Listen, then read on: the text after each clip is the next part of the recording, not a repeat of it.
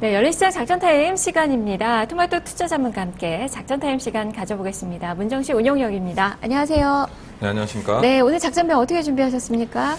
네, 뭐 거의 요즘에 좀 비슷한 것 같은데요. 네, 지수보다는 종목에 집중하라. 뭐 일단은 이렇게 가져왔습니다. 네, 뭐 종목 장세가 펼쳐지고 있으니까요. 자, 그 이유를 좀 자세히 말씀해 주세요.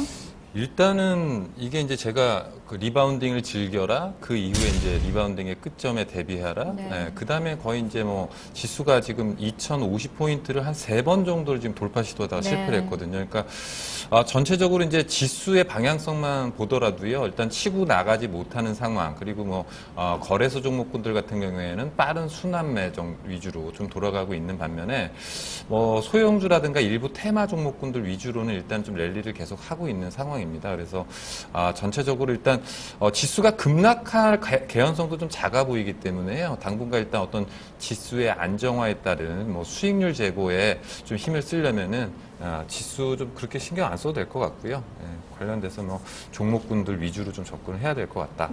네, 자 그러면 오늘 시장 미션으로 어떤 점들을 좀 봐야 되는 거죠?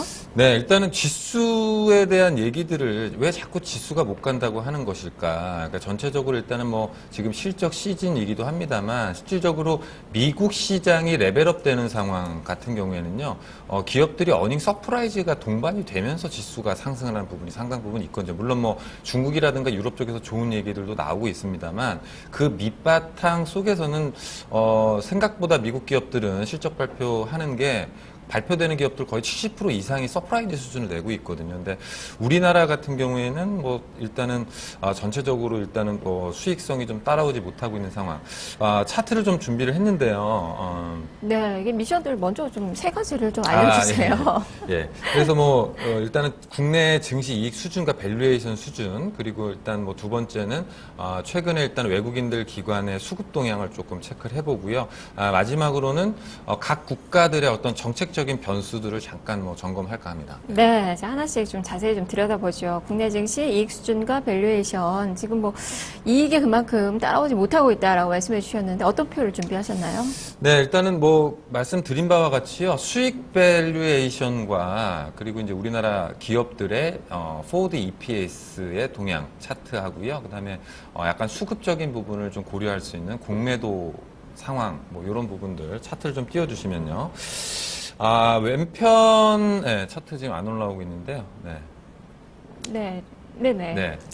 차트를 왼쪽에를 보시면요. 약간 굵은 실선이 우리나라 이제 그 시장의 퍼 지수입니다. 그러니까 일단은 퍼는 약 한 11배 가까운 어떤 레벨까지 지금 올라왔거든요. 그러니까 퍼로만 본다면 올해 4월 달에 고점 부근까지 올라왔는데요. 상반기 대비해서 약간 좀 보일지 모르겠습니다만 그 회색 실선 좀 희미하긴 합니다만 전체적으로 이제 우리나라 기업들의 EPS 추이거든요. 근데 그러니까 올해 4월 달 같은 경우에는 그 EPS 수준도 상당히 좀 높은 수준인데요. 지금 3분기 실적 시즌 돌입한 상황에서는 지금 EPS 동향 같은 게 굉장히 낮은 상태에 있어요. 따라서 실적과 수익 배수가 약간 좀,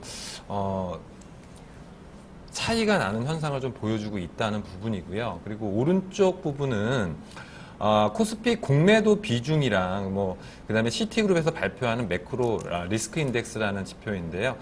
리스크 인덱스는 상당 부분 좀 낮아져 있는 상태고 공매도 비중 같은 경우에는 이제 최근에 8월 말 이후에 랠리를 그러니까 대형주들 위주로 상승을 보이면서 어느 정도 이제 숏 커버링까지 좀 진행이 됐다라는 부분입니다. 그래서 전체적으로 지수를 올려 붙여주기에는 약간 좀 버거운 상향이다. 그러니까 수급적인 면에서도 그렇고, 밸류에이션 측면에서도 약간 좀 그렇다. 그래서 지수는 계속해서 갇혀있는 현상을 좀 보이고 있다. 그러한 밑받침에는 뭐 이러한 상황들이 있다. 이렇게 보시면 될 것 같아요. 자, 두 번째가 외국인과 기관의 매매 동향이에요. 자, 이거는 어떤 의미가 있는 거죠? 네, 일단 이것도 그 최근 뭐 한 6거래일, 7거래일 정도 각 시장별로 외국인 기관들 수급 동향 나와 있는 표를 좀 준비를 했습니다. 그래서 이 부분을 조금 보시면 전체적으로 외국인들 같은 경우에는 좀 환율이 굉장히 좀 낮은 상태에도 불구하고 매수가 좀 들어오고 있지 않은 상황이에요. 물론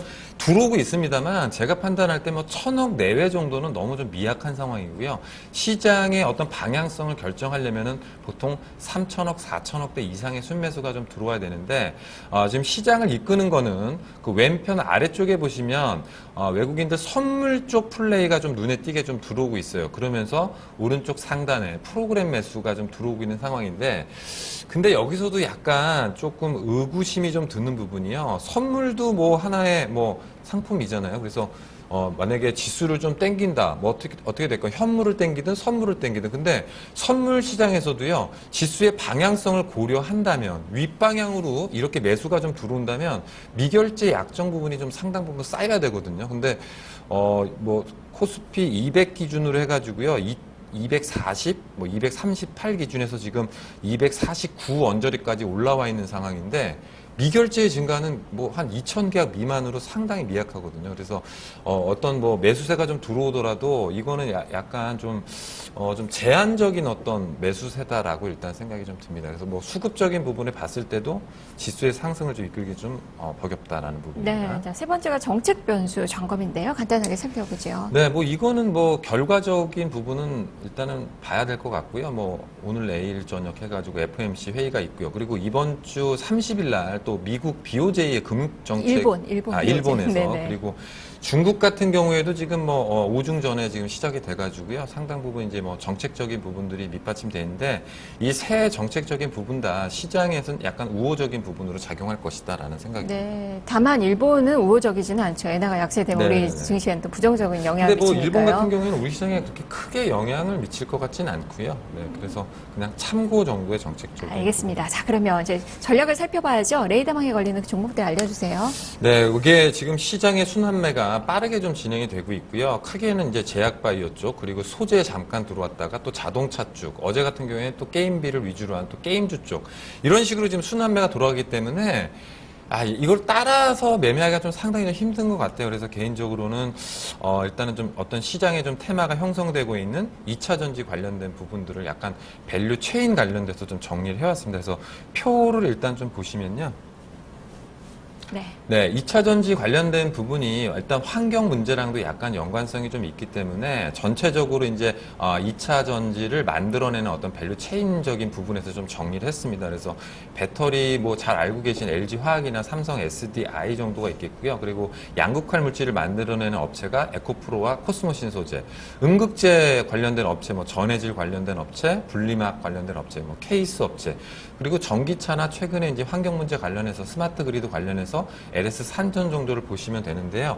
전체적으로 2차 전지가 아직 수익성이 확인된 부분은 아닙니다만 수익성 부분에서는요. 양극화 물질이 일단은 좀 상당 부분 비용이 가장 크거든요. 그래서 뭐 에코프로하고 그리고 최근에 일단은 좀 차트 흐름적인 부분이나 수급적인 부분에 좀 괜찮은 후송 정도를 좀 눈여겨보시면 될 것 같습니다. 네, 알겠습니다. 말씀 잘 들었습니다. 네, 감사합니다. 네, 지금까지 문정식 운영위원과 함께 작전타임 시간 가져봤습니다. 자, 지수는 코스닥도 소폭이지만 좀 마이너스권으로 전환이 좀 되고 있어서요. 양시장 모두 파란불을 켜고 있습니다. 코스피는 2037선으로 장중 저가 부근에서의 움직임 나타나고 있네요.